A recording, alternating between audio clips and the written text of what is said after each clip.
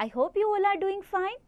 Are you ready to start the new chapter, Nina and Jojo? Yes, this is the chapter about these two persons. So, I'm going to tell you the story. In this story, yes, this is about Engaging Tale. The story revolves around a lively and mischievous girl named Nina. बहुत ही चुलबुली और शरारती लड़की. You have to read how Nina's interactions with Jojo teach her valuable life lesson. अब कैसे उसे life का lesson पढ़ाती है जरा हम लोग आज देखेंगे इस स्टोरी में. आप रेडी हैं? Let's start the story. Identify each animal given below and write its name. Would you be able to do? It would have fun. Let's read the story, बच्चों. Nina was a little naughty girl. She had anklets in her legs and they would jingle all the time. क्या आप भी anklets पहनती हैं? जब वो छन छन करके सब जगह पे जाते जाते जिंगल करती है ना, तो आपको ज़रूर अच्छा लगता होगा और सब सुनने वालों को भी. In fact she could never sit down quietly. उसे तो चुप रहना पसंद ही नहीं था. तो वो कभी भी चुप नहीं रहती थी. She was the most restless girl you have ever seen. कभी आपने देखी नहीं होगी इतनी ज़्यादा रेस्टलेस. इधर उधर घूमना, मस्ती करना, उसको यही पसंद था. She was the most restless girl you have ever seen, and now she shook her legs and then she threw her head. Now she beat her hands and then she picked up something only to throw away. देखा आपने pillow कैसे फेंक रही है? तो उसने उसके हाथ में कुछ ऐसा चाहिए होता था जिसको वो उठाए और फेंक दे. When she was in her bedroom, you would find the pillow on the ground and bedsheet on the table and books on the bed. सब उल्टा पुल्टा. किताबें धरती पर और बेडशीट भी नीचे. बेडशीट को वो कभी बुक्स को बेड पे, कभी बेडशीट को नीचे और पिल्लो भी ज़मीन पर. So you can see what she is doing. And shoes under the cupboard.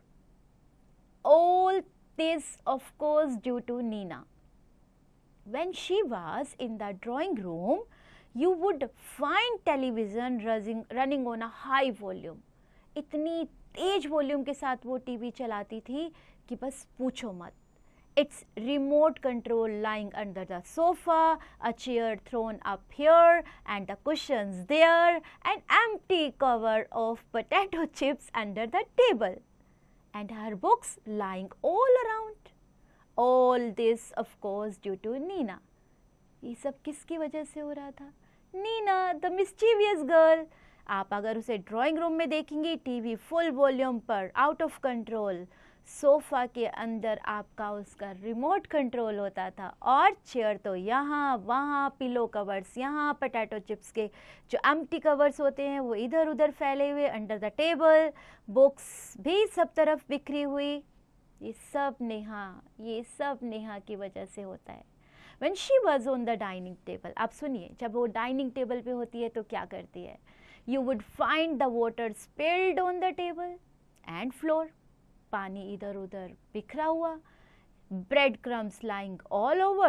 The vegetable bowl turned over and fruit peels lying everywhere.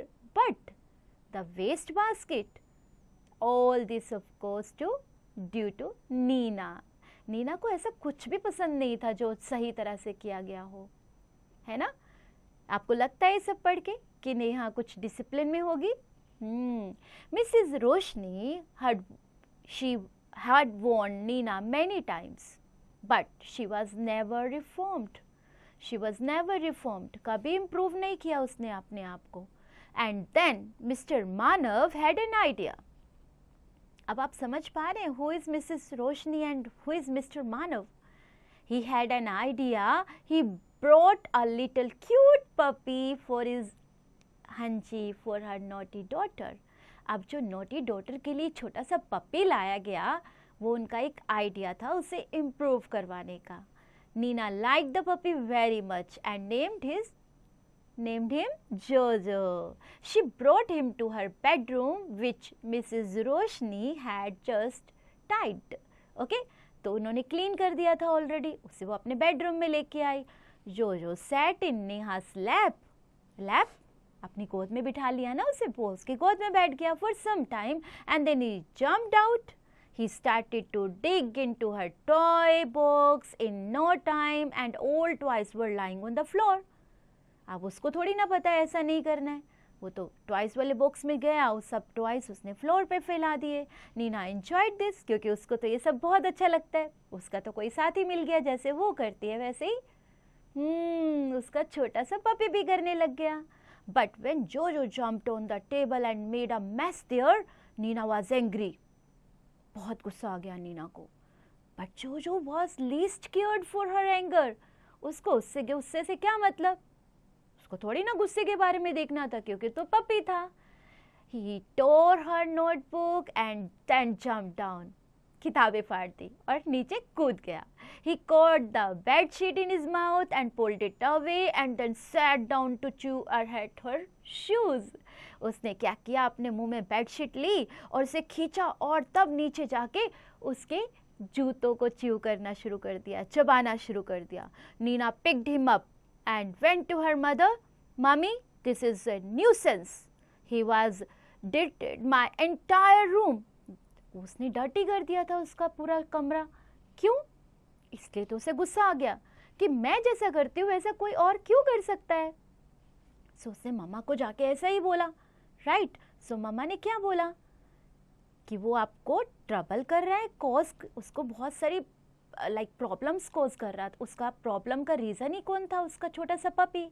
So we tried to tell you to be a neat girl. उन्होंने बोला कि हमने तुम्हें बोला था ना एक अच्छी गर्ल बन जाओ, एक साफ गर्ल बन जाओ. Said Mrs Roshni, but you never cared. This was the reason we bought this to you. यही तो कारण है हम पपी को लाने का. I don't want him, said Nina. I can't stand him any more. मैं इसे और नहीं रख सकती. मैं इसके साथ नहीं रहना चाहती. He will learn good habit if you teach him, said Mrs Roshni. Mrs Roshni ने कहा कि वो सीख जाएगा धीरे धीरे अगर तुम उससे सिखाओगी तो. We will show you how. हम तुम्हें बताएंगे कैसे आप उसे सिखाओ. Right. Now Nina has become a tidy girl. अब तो नीना को पता चल गया कैसे साफ तरह से रहते हैं, कैसे सब लोग सब चीज़ें सही जगह पर मैनेज करके रखते हैं. एंड शी इज़ टीचिंग जोजो. उन्होंने मम्मा से सीखा. फिर किसने? नीना ने. और नीना ने किसको सिखाया? जोजो को. अब उसको सिखाने के लिए तो खुद सीखना जरूरी था ना, बिकॉज वो भी तो ऐसी थी. So how to be a good and tidy dog, and he is learning too. वो भी सीखने लग गया. राइट. सो दोनों ने बहुत अच्छे से एक दूसरे को मैनेज कर लिया. तो बच्चों, आपको इससे क्या लेसन मिलता है कि हमेशा अपने बड़ों की बात को सुनना चाहिए, जैसे वो सिखाएं उनकी तरह आपको सीखना चाहिए. और अगर आप बात नहीं मानोगे तो पेरेंट्स के पास ऐसे ही आइडियाज़ होते हैं आपको ठीक करने के. Right. So now it's a time to learn. What we have learned you have to just check through exercises. Right. So tick the correct option बच्चों. I'm doing one for you. For example, Nina anklet sat all the time. आपने ये word पढ़ा है chapter में.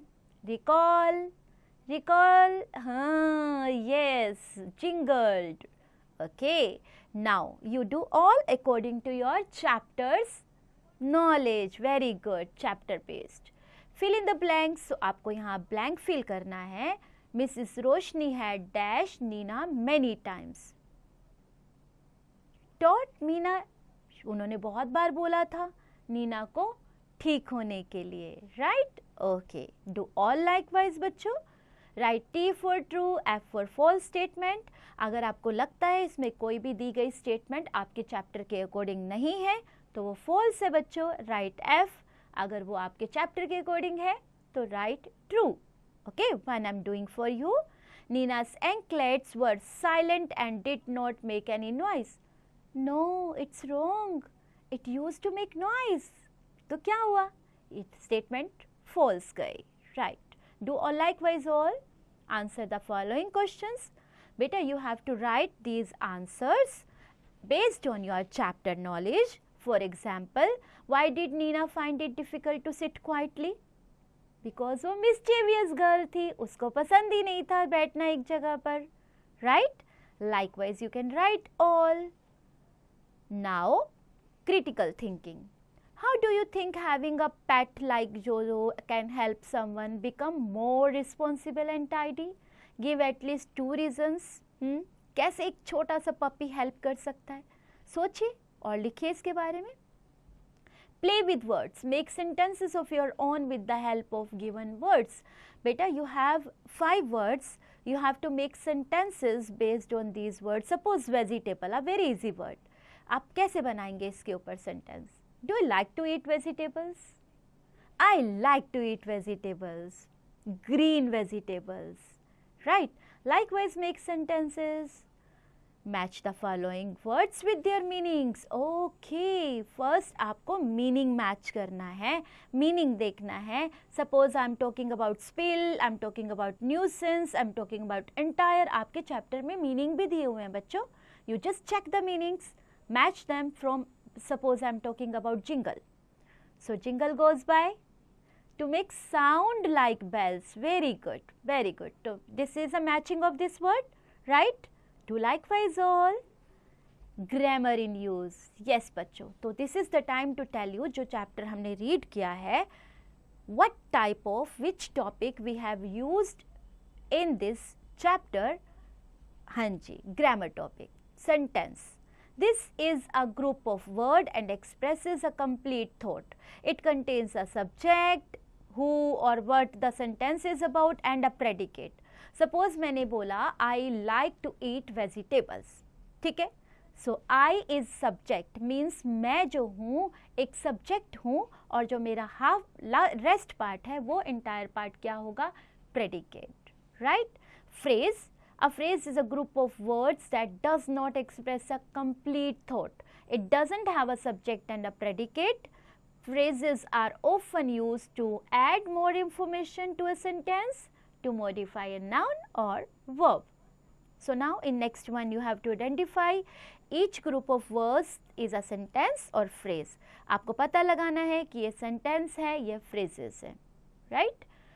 Enrich your skills बच्चा, listen carefully. आपको इसको carefully आपकी टीचर की बात को सुनना है. Speak out, work in groups of 4, recite the poem and fact along.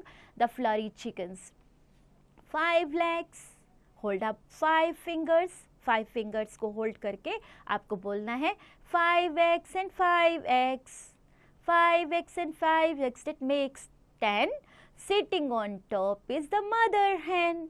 Crackle crackle crackle, आपको क्लैप करना है क्रैकल पर, ठीक है? Crackle crackle crackle. What do you see? What do I see?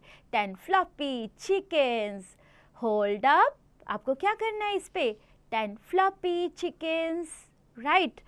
Then what you do? You will hold up 10 fingers and wiggle as yellow as can be. Fine. So writing में आपको क्या करना है? You have to paste a picture of your friend. Write 5 sentences about him or her, जो भी आपका friend है, girl or boy. Hands on fun. Wow, this is the beautiful picture and you have to color it. आप इसे color करें matching करके, right? Okay. And while doing this activity, have fun बच्चों. Enjoy.